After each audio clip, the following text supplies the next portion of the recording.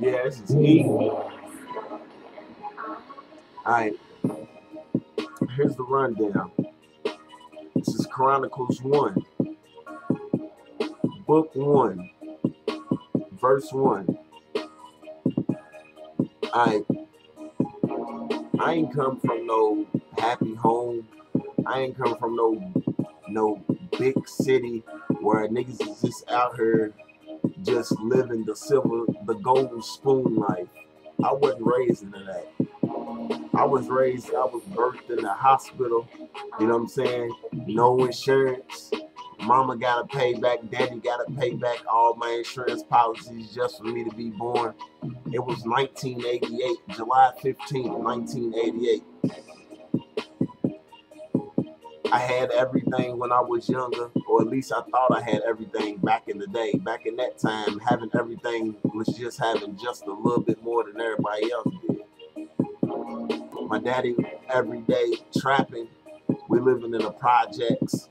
You know what I'm saying? I'm running around the street, diaper sagging. You know what I'm saying? Dirt on my shoes and shit like that. Brand new shoes, but dirt on my kicks. You know what I'm saying? Because we live in the jets. It ain't no grass in the projects.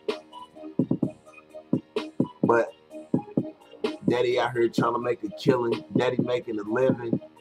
I'm living in the jets. And my daddy is one of the only niggas in the whole hood that's riding around in Lexuses and Mercedes Benz. Niggas is looking at us like, where is money coming from? The feds is always trying to kick in my daddy's door and shit like that. And I think to myself, what kind of lifestyle is that to put your child around? You know what I'm saying? You birthing your child into this kind of world to where when he grow up, he's gonna be doing the same thing as you doing. You teaching him basically how to hustle, get on his grind. You know what I'm saying? Like it ain't gonna be nothing left in this world to do but get on your grind. And I ain't have no other choice but to accept that. Especially when I was younger, I ain't have no other choice but to accept that. My peoples got plenty dope everywhere. He's cooking it up for the whole city. He got it in, you know what I'm saying? He's making big sales, big serves, shipping shit out of town, bringing it back in, you know what I'm saying? And I'm around everything. I'm in a project seeing thousands of dollars, money that people today ain't seeing. We were seeing back then in them days. I wasn't making it myself, but my pops was making it. You know what I'm saying? And everybody was on coke back then. Everybody was snorting dope. Everybody was shooting dope. Everybody was smoking dope. You know what I'm saying? And when that rock came out, everybody was on it. You know what I'm saying? And we was around it all the time. We ain't have no choice but to be around it. Niggas coming in and out of the house, running back and forth, big money, duffel bags everywhere. Pops running in and out of the house, some days never coming home. Mama smoking, you know what I'm saying? Mama was a smoker. My mama was crazy back in the days, you know what I'm saying? Anything she wanted, my pops got her. Anything we want, my pops got us. But, you know what I'm saying? That only goes so far. Pops in and out of jail, you know what I'm saying? What kind of toll do you think that does to a child? That takes a big toll on a child when you young. It don't do nothing but teach you how to be in jail. It's not teaching you right from wrong because basically in life, your peoples is teaching you how to live this way. That's not what you're supposed to do. I wish it was different for me when I was a child because as I got older and as I progressed in life, you know what I'm saying, shit started changing for me. It went from not doing nothing, going to school, to not wanting to be in school. Me wanting to be out here selling weed and pills and coke and shit like that. I wish it would have never happened for me. Well, when I was younger, I was taken away from my mother and my father. You know what I'm saying? It was a situation that happened in the Jets, and my pops was a part of it. My mom was a part of it. They took us from our parents, and they put us in a situation that I'm not sure if we wanted to be in that. We didn't want to be in the situation at all, but the situation they put us in was a better situation because they had no control of it. It was up to them. We'll still be there in the Jets with them. They dropped us off at the home of the innocents. The home of the innocents is a place where people, where their families don't want them or they get taken away from their families. It's like a group home until you get adopted. So they dropped us off in front of the home of the innocents. And We didn't have nowhere to go. We hadn't even walked in the place yet. We didn't know what the fuck to do. We was just sitting there, just looking around, me and my brother. The rest of my brothers and sisters had places to go, but me and my brother didn't have nowhere to go. My youngest sister, Talisa, she wasn't born yet. So she didn't really see any of this. She didn't see nothing that was going on. She seen nothing of this at all. But my uncle came pick me up one day, and he was like, yeah, y'all going with me. So we went to stay with a lady we didn't know. She took us in, and he took care of us for years and years and years and years.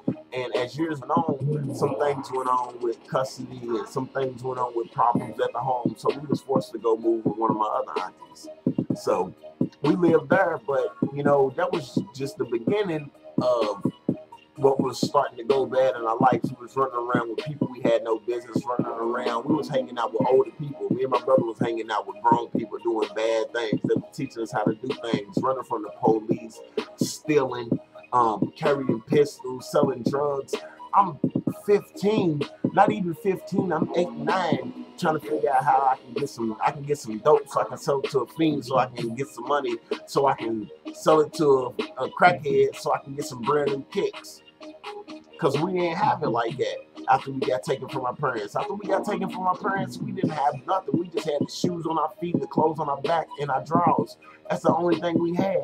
Our hair had sores and shit in it, and we was dirty. You know what I'm saying? We would take baths, but it wouldn't make no difference. Our parents were still dirty because our clothes was dusty because we didn't have the money to provide for ourselves. We had to get out there and do what we had to do.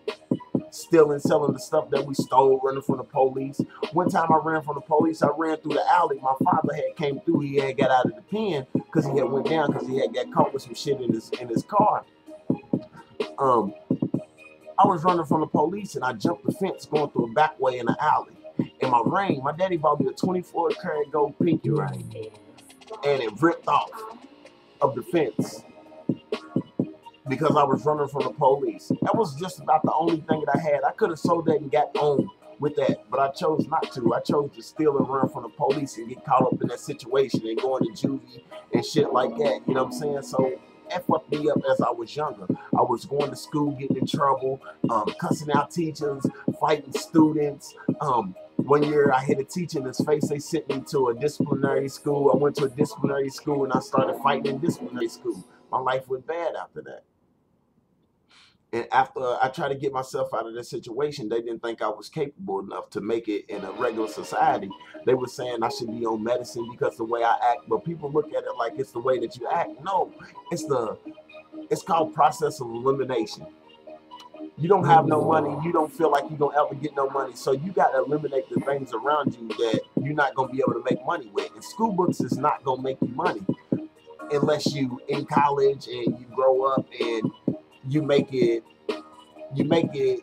through all your studies and you pass and you get money. You know what I'm saying? As you progress, you get into your career. But I wasn't thinking like that, especially not young. I'm in middle school running around, running from the police, beating niggas up. You know what I'm saying? I'm not thinking about 10 years up the road when I graduate from college, am I going to be successful in a career wearing a business suit? I'm not thinking about that. I need money and I need money now. So through all of that, that's when my life started fucking up at. Part 2, Chronicles.